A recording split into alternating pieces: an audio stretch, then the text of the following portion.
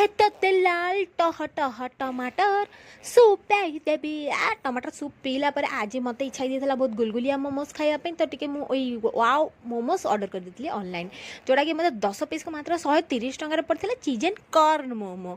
तो देखो तो खाली मोमो खाई तो पेट पूरी सांगे सांगे आम टे थलथलिया पकोड़ी भी छाणी देलु।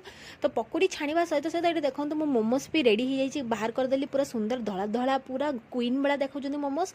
तो ये मो पुओ को देखो सी पूरा हैरान करके मैंने अनेक बस के मोबाइल को फपाड़ी भांगिक दी फाड़ कर तार से गोटे ही मकसद लाइफ रे। तापर ये देखो भाविली कि खाली मोमोज को स्टीम करी कौन खावा आम फ्राएड मोमोज खावा जोटा कि बहुत बेसी ही मजा लगे खाइबारे पूरा आहा।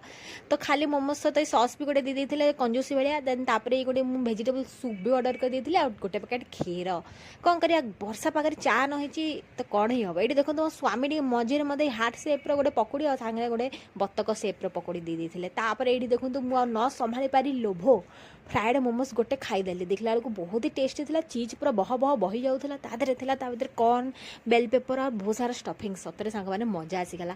आ डिनर टा आम ढोकली खाई एंड करूँ। धन्यवाद।